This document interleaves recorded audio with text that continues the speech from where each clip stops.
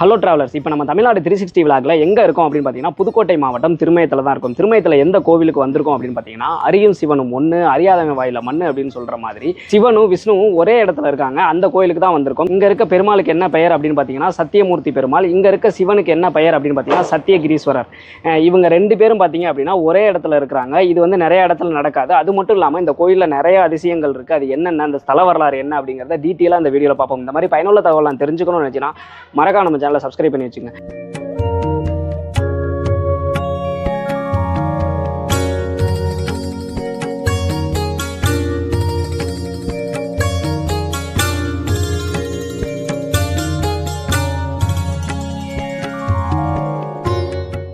First இந்த கோயிலுக்கு எப்படி வரலாம் அப்படின்ற மாதிரி பார்த்துடலாம். புதுக்கோட்டையிலேருந்து ராமேஸ்வரம் போகிற எல்லா பஸ்ஸுமே இங்கே வரும். இங்கே திருமயம் பஸ் ஸ்டாண்ட்லேருந்து பார்த்தீங்க அப்படின்னா வெறும் 1/2 கிலோமீட்டர் தான் இந்த கோயில். ஸோ திருமயம் பஸ் ஸ்டாண்ட்லேருந்து நீங்கள் இறங்கி நடந்தே வந்துடலாம். அடுத்ததாக பார்த்தீங்கன்னா இந்த கோயிலோட ஸ்தல வரலாறை பற்றி பார்க்கலாம். முன்னொரு காலத்தில் இங்கே வந்து வெறும் மூங்கில் காடுகளாக இருந்திருக்கு.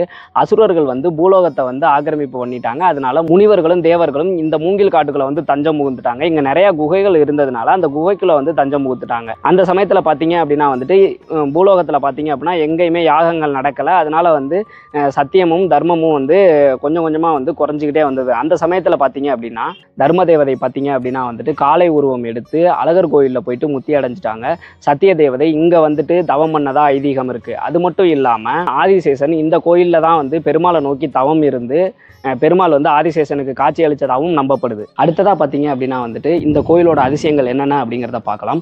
முக்கியமாக சொல்லப்படுற அதிசயம் என்ன அப்படின்னு கேட்டிங்கன்னா இந்த கோயிலோட பெருமாள் பார்த்தீங்க அப்படின்னா மலையை குடைஞ்சு கட்டப்பட்டது. கல் வந்து எங்கள் இடத்துலையும் பயன்படுத்தலை. மலையில் இருக்குது பார்த்தீங்களா, மலையவே அப்படி பெருமாளாக செதுக்கியிருக்காங்க.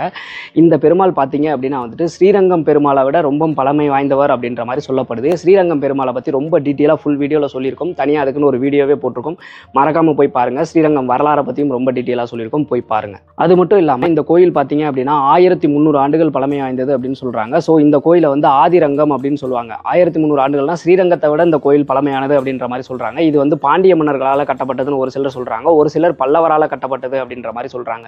உங்களுக்கு யாரால் கட்டப்பட்டதுன்னு தெளிவாக தெரிஞ்சுது அப்படின்னா கமெண்ட் செக்ஷனில் சொல்லுங்கள். அடுத்த அதிசயமாக என்ன சொல்கிறாங்க அப்படின்னு பார்த்தீங்கன்னா இந்த குளத்தை தான் சொல்கிறாங்க. இந்த குளம் பார்த்தீங்க அப்படின்னா எண்முக கோணத்தில் வந்து அமைஞ்சிருக்கு. அதாவது 8 படிக்கட்டுகள் இருக்குது. இந்த மாதிரி வேற எங்கேயுமே வந்துட்டு குளம் கிடையாது அப்படின்ற மாதிரி சொல்கிறாங்க. நட்சத்திர வடிவில் கூட நீங்கள் குளத்தை பார்க்கலாம். இந்த குளம் பார்த்தீங்க அப்படின்னா வந்துட்டு எண்முக கோணத்தில் இருக்குது. குளத்தில் இருக்க தீர்த்தத்தை சத்திய தீர்த்தம் அப்படின்னு சொல்கிறாங்க. இந்த குளத்தில் இருக்க அந்த தீர்த்தத்தை வந்து நம்ம தெளிச்சுக்கிட்டோம் அப்படின்னா நம்ம பண்ண பாவங்கள் எல்லாமே போயிடும் அப்படின்னு நம்பப்படுது. வேற எந்த கோயிலையும் இல்லாத அளவுக்கு இந்த கோயிலில் பார்த்தீங்க அப்படின்னா 2 மூலவர் இருக்காங்க. ஒரு பெருமாள் பார்த்தீங்க அப்படின்னா சயன கோலத்தில் பார்க்கடலில் இருக்கிற மாதிரியே இருக்காங்க. ரொம்ப பிரம்மாண்டமாக இருக்காரு. இன்னொரு பெருமாள் பார்த்தீங்க அப்படின்னா திருப்பதியில் இருக்க மாதிரி நின்றுகிட்டே இருக்க மாதிரியான பெருமாள் வந்து இங்கே காட்சி கொடுக்குறாரு. இந்த கோயிலில் இருக்க சிலை, இந்த சிலை பார்த்தீங்க அப்படின்னா கண்ணப்ப நாயரோட சிலை. இது பார்த்தீங்க அப்படின்னா சிவலிங்கம். இந்த கையில் மேலே இருக்குது பார்த்தீங்களா, அது வந்து கண். அந்த பார்த்தீங்க அப்படின்னா வந்துட்டு இன்னொரு கண்ணையும் தோன்றதுக்காக அம்பு கையில் வச்சுருக்காரு. இந்த மாதிரி நிறையா சிலைகள் வந்து இங்கே இருக்குது. வரலாற்று முக்கியத்துவம் வாய்ந்த சிலைகள் நிறையா வந்து இந்த மாதிரி நம்ம அந்த கோயிலுக்குள்ளார போகிற வழியில் வந்து செதுக்கி வச்சுருக்காங்க.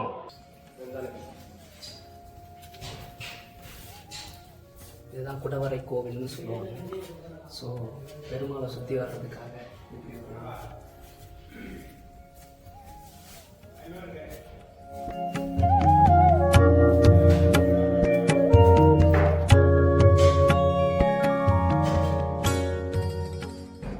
இந்த கோயில் பார்த்தீங்க அப்படின்னா 108 திவ்ய ஸ்தலங்களில் ஒன்று. 108 திவ்ய ஸ்தலங்கள்லாம் என்ன அப்படின்னு உங்களுக்கு தெரியுமா?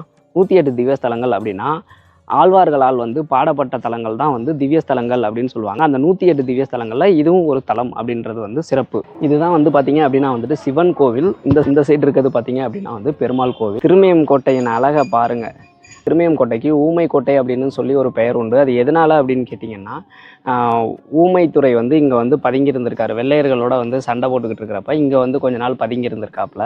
ஸோ அதனால தான் இந்த கோட்டைக்கு ஊமை கோட்டை அப்படின்னு பெயர் வந்துச்சு. இப்போ நம்ம பார்க்குறது வந்து சின்ன இடம் தான் வந்து இந்த கோட்டை. இதுக்கு முன்னாடி பார்த்தீங்க அப்படின்னா இதை சுற்றி சரௌண்டிங்லேயும் கோட்டைகள் இருந்துச்சு. அதை வந்து நம்ம வெளியில் அந்த பஸ்ஸில் வரையிலெல்லாம் பார்த்தீங்க அப்படின்னா அந்த மதில் சுவர்களையும் நம்மளால் பார்க்க முடியும். இது வந்து உள் சுற்றுச்சுவர் தான். அது வந்து வெளிச்சுற்றுச்சுவர் வந்து இன்னும் இதை விட ரொம்ப பெருசாக இருக்கும். மேலே வந்து பார்த்தீங்க அப்படின்னா இன்னுமே வந்து ஒரு பீரங்கி வந்து நிலை கொண்டிருக்குது. இதில் இருந்தால் வந்து இந்த பீரங்கியோட குண்டு, அதுக்கப்புறமேட்டு இங்கேருந்து கைப்பற்றப்பட்ட சங்கிலி, பூட்டு, இது எல்லாமே பார்த்தீங்க அப்படின்னா புதுக்கோட்டை அருங்காட்சியகத்தில் வந்து வச்சுருக்கிறாங்க. ஸோ கோயிலுக்கும் வந்துட்டு போங்க, கோட்டையும் வந்து பார்த்துட்டு போங்க.